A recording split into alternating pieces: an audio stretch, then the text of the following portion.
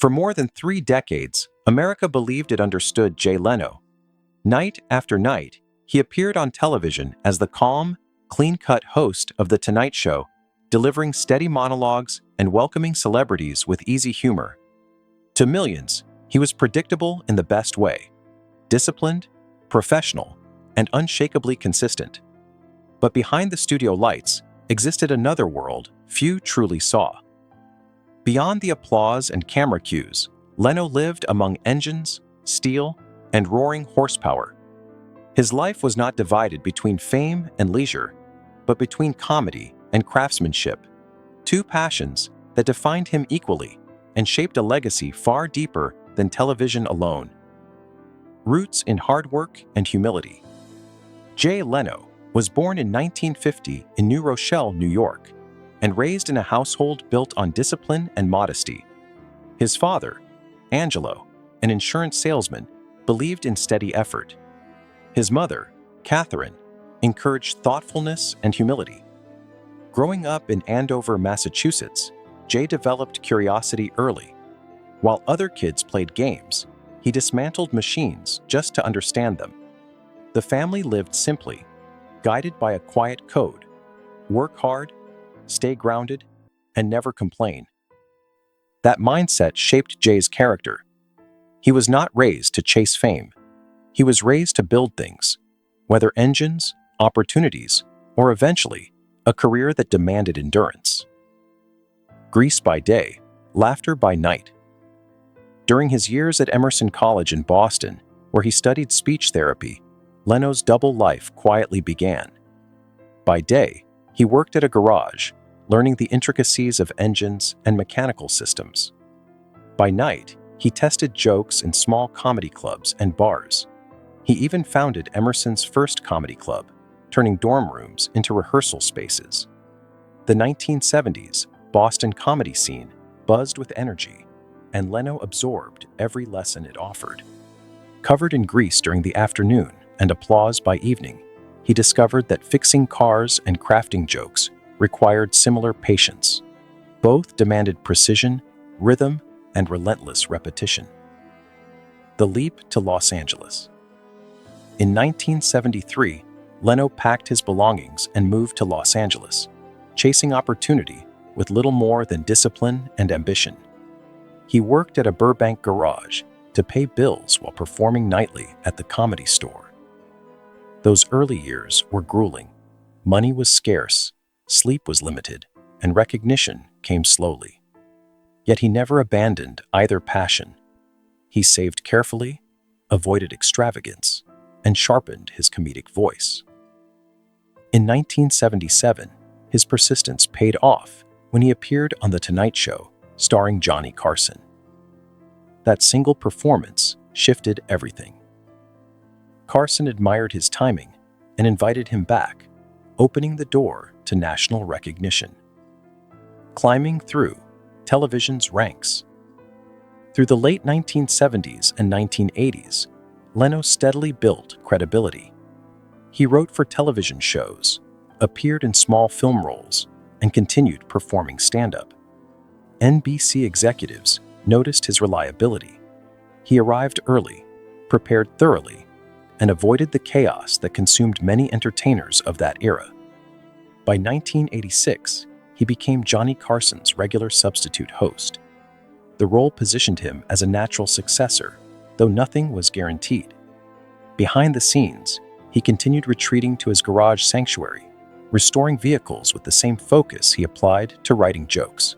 His life remained balanced, television sharpening his public image, engines grounding his private identity.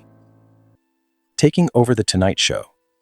On May 25, 1992, Leno officially replaced Carson as host of The Tonight Show. The transition was historic and controversial. Critics questioned whether he possessed the charisma to sustain such an iconic franchise. Early months were difficult. Ratings wavered, and comparisons to Carson dominated headlines. But Leno responded not with arguments, but with work. He committed to exhausting schedules, production meetings in the morning, rehearsals in the afternoon, tapings at night, and stand-up performances afterward. Gradually, viewers warmed to his approachable humor. By the mid-1990s, he secured the top rating spot, surpassing competitors and restoring stability to late-night television. Conflict and comeback. In 2009, NBC announced Conan O'Brien as Leno's successor, initiating a complex transition that later unraveled publicly. Leno stepped down that May, only to launch a prime-time show months later. Rating struggles triggered tension, and by March 2010, he returned to The Tonight Show. The episode marked one of the most debated chapters in late-night history. Despite controversy, his ratings rebounded quickly.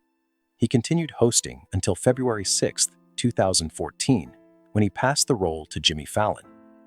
For many, it felt like the definitive end of an era. For Leno, however, it simply meant more time in the garage. The birth of Jay Leno's garage television never truly left him. Shortly after retiring from late night, Leno launched Jay Leno's Garage, a program dedicated to automotive culture. What began as a special evolved into a long-running series showcasing rare vehicles, celebrity guests, and detailed mechanical insights. Unlike flashy car shows, Leno's approach remained educational and sincere.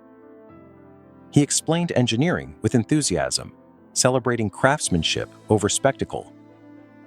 His Burbank facility, often called Big Dog Garage, housed more than 180 cars and 160 motorcycles.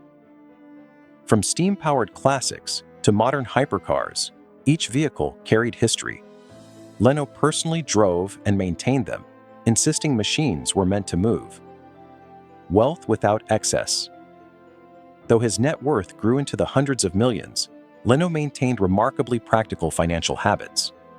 Throughout his television career, he reportedly lived solely on income from stand-up performances, saving his network salary entirely. He avoided alcohol, cigarettes, and indulgent luxuries. Instead, he invested in machinery and preservation.